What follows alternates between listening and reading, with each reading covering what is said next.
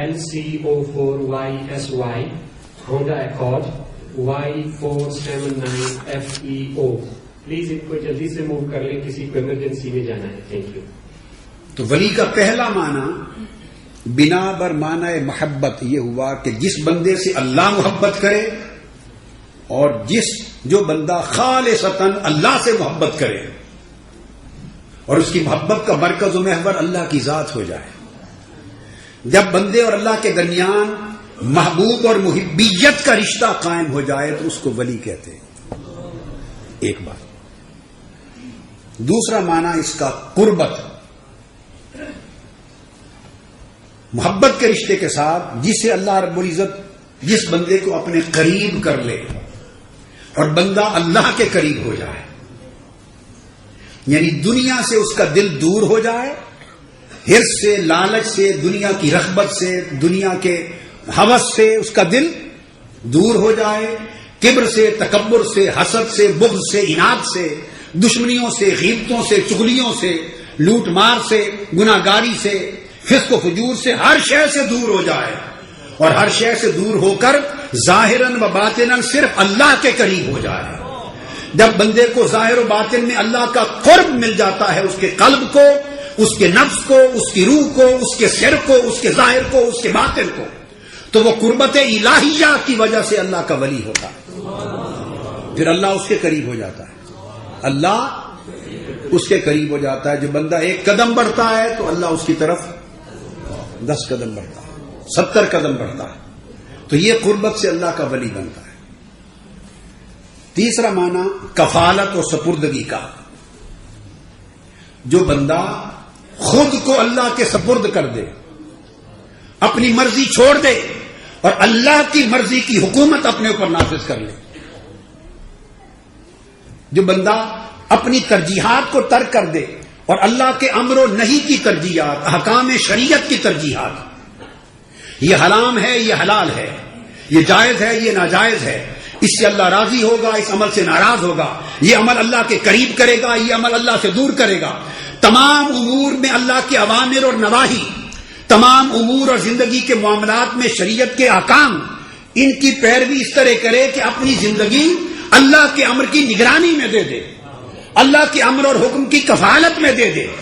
تو جب بندہ خود سے فنا ہو جائے اور اللہ کے امر کے سپرد کر دے, خود کو سپردگی دے دے اللہ کی, تو اللہ اس کا کفیل بن جاتا ہے. جب بندہ اپنی دنیا کی کفالتوں کا اعتماد چھوڑ دیتا ہے اور دنیا کی کفالتوں کا بھروسہ چھوڑ دیتا ہے, اور اس طرح حضور سیدنا غوث العظم رضی اللہ تعالیٰ عنہ نے فرمایا, اللہ کی کفالت میں, اللہ کی نگرانی میں, اللہ کی ولایت میں, اس کو کہتے ہیں, بندہ خود کو اس طرح دے دیتا ہے جیسے مردہ غسال کے ہاتھ میں ہوتا ہے. جب کوئی میت ہو جائے تو غسال اس کو نہلاتا ہے, اور اس طرح نہلاتا ہے, چاہے تو الٹا کر دے, چاہے سیدھا کر دے, چاہے ٹانگیں اوپر کر دے, چاہے ہاتھ اوپر کر دے, چاہے بٹھا دے, چاہے لٹا دے, چاہے دایاں طرف ادھر کرے, چاہے بایاں طرف ادھر کرے, جدھر چاہے الٹے پلٹے. مردے کی مرضی نہیں رہتی. مردہ کہتے اسی کو ہیں جس کی مرضی نہ رہے, جس کی اپنی حرکت نہ رہے, جس کی اپنی ترجیح نہ رہے. اس کو الٹا کر دے تو مردے کو تب اعتراض نہیں, اسے سیدھا کر دے تب اعتراض نہیں. غسال جیسے چاہے اپنی مرضی مردے پر چلاتا ہے. سیدنا غوث العظم اور اولیاء نے فرمایا, جب تک بندہ بشکل مردہ اللہ کے ہاتھ میں بصورت غسال نہ ہو جائے, اس کا امر اسے چاہے پلٹے, چاہے رلائے, چاہے ہنسائے, چاہے بھوکا رکھے, چاہے کھلائے, چاہے بیمار کرے, چاہے صحت مند کرے, چاہے عزت دے, چاہے عزت لے لے, چاہے نعمت دے, چاہے چھین لے, جس حال میں رکھے بندہ اپنی مرضی سے فنا اور اللہ کی مرضی کے ساتھ بقا ہو جائے, اور اللہ کا امر اس پر اس طرح چلے جیسے غسال کا امر مردے پر چلتا ہے. جب اس طرح کامل کفالت و نگرانی اللہ کی ہو جائے تو اللہ اس کی آنکھ بن جاتا ہے جس سے وہ دیکھتا ہے.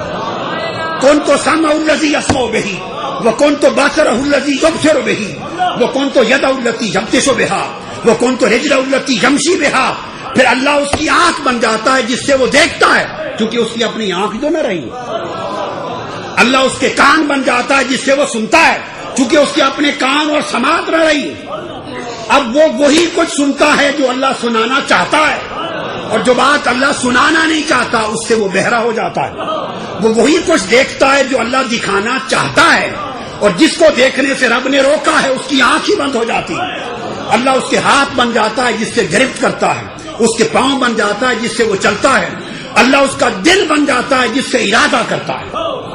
تو جب بندہ کاملاً اللہ کی کفالت و نگرانی میں آ جائے اور اللہ تعالیٰ اسے اپنی نگرانی میں لے لے، اس مقام کو ولایت اور اس بندے کو ولی کہتے ہیں.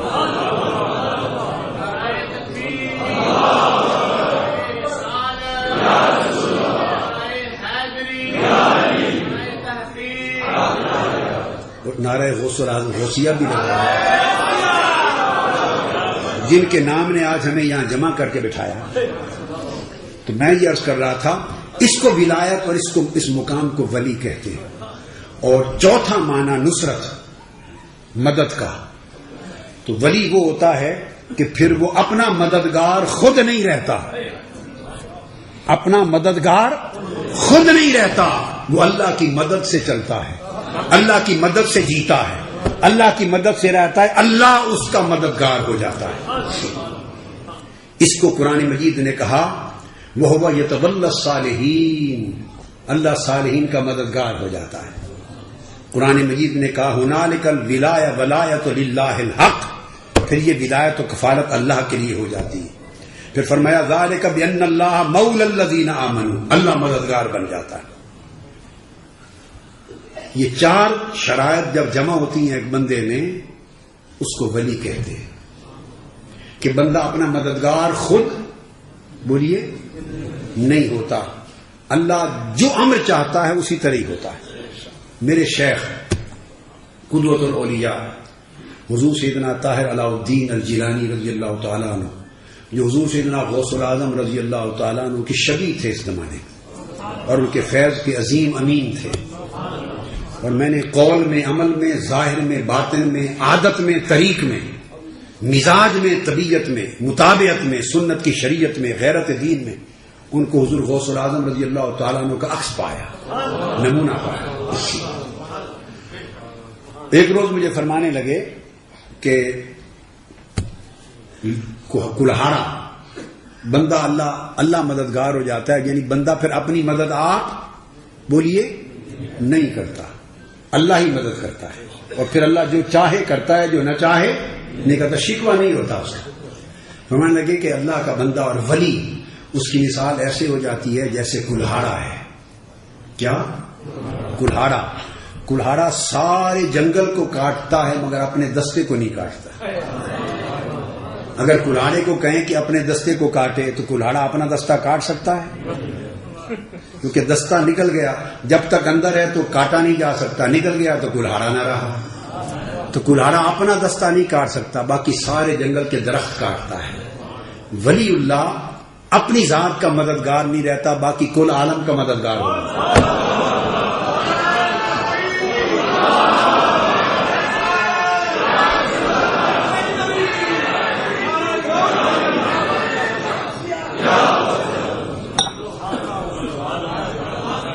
وہ خود اگر بیمار ہوگا تو خود کو دم نہیں کرے گا، وہ اللہ کی مشیت پہ چھوڑ دے گا اور طریق سنت پر عمل کرے گا، علاج کرے گا. باقی سارے جہان کو ایک دم سے اللہ شفا یابی دیتا رہے گا. میری بات سمجھے نا؟ خود فاقے میں ہے تو کئی دن فاقے ہیں، خود نہیں ہے اس کا، اپنے لیے روحانی توجہات نہیں کرے گا. لوگ فاقہ کی حالت میں آئیں گے، دعا کریں گے، ان کی ساری تقدیریں بدلتی رہیں گی. یعنی خود کو نہیں کاٹتا، جنگل کو کاٹتا.